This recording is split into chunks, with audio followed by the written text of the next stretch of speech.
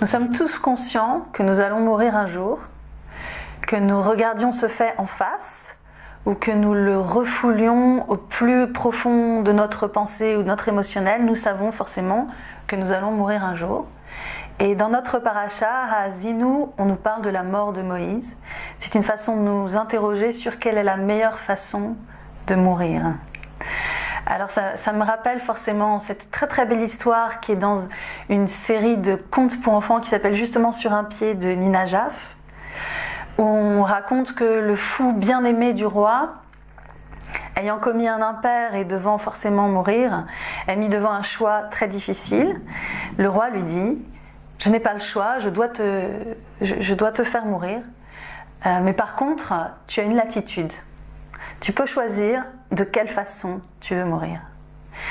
Et le livre de Nina Jaff à chaque fois s'arrête pour laisser le temps au lecteur d'essayer de trouver la réponse à cette question. Peut-être que vous avez une idée à cette question très douloureuse. Et en attendant, il est important pour nous de souligner ce que Dieu dit précisément à Moïse. Nous sommes donc dans la paracha Azinu, à la toute fin du Deutéronome, du livre de Devarim. Nous sommes au chapitre 32, au verset 50, et Dieu dit à Moïse: Heasef el amecha ka asher met Aaron achicha. Rejoins tes ancêtres, de même que Aaron, ton frère, est mort. Et Rashi nous explique qu'ici, il y a une grande latitude qui est laissée à Moïse, et qu'en réalité, c'est le désir de Moïse qui s'exprime à travers cet ordre divin. Dieu ordonne à Moïse de faire ce que Moïse souhaite faire, puisque Rashi raconte que quand Aaron est mort, eh bien, voilà comment Moïse l'a accompagné. Il a pris son fils Élasar, qui allait le remplacer. Il a enlevé vêtement par vêtement les vêtements d'Aaron pour les placer sur son fils Élasar. Et ainsi Aaron a pu voir son fils investi de la mission que lui-même avait menée tout au long de sa vie.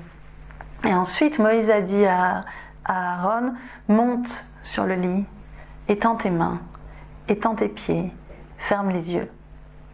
Et là Aaron est mort.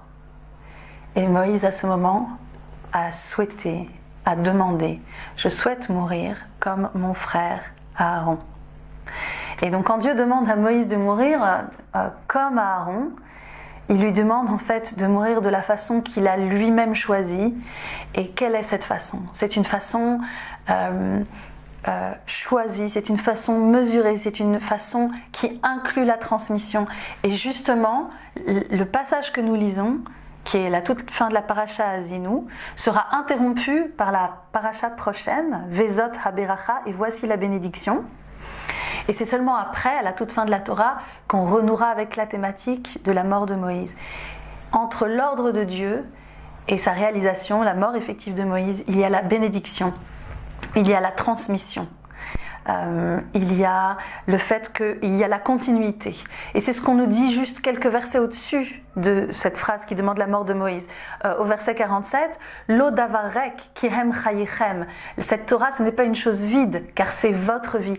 De même qu'on dit dans le Shema Israël, enfin dans les bénédictions entre Baruch Hu et le Shema Israël, on dit kihem chayenu veorech yamenu. C'est notre vie et le prolongement de nos jours quand nous sommes dans la transmission. Il n'y a pas de mort absolue, puisqu'il y a quelque chose de nous qui continue. C'est ce que dit Moïse: Hazinu hashamayim va'adabera vetishma haaretz imrefi, que le ciel et la terre entendent mes paroles, que l'ensemble de l'univers soit le porteur de mon message. C'est à travers la transmission, c'est en transmettant que Moïse choisit de mourir dans notre paracha. Et pour conclure, je dirais que c'est très cohérent avec la fin de l'histoire que raconte Nina Jaff, puisque le fou du roi, finalement, entre toutes les morts possibles, a choisi celle que nous souhaitons tous. Il a choisi de mourir de vieillesse.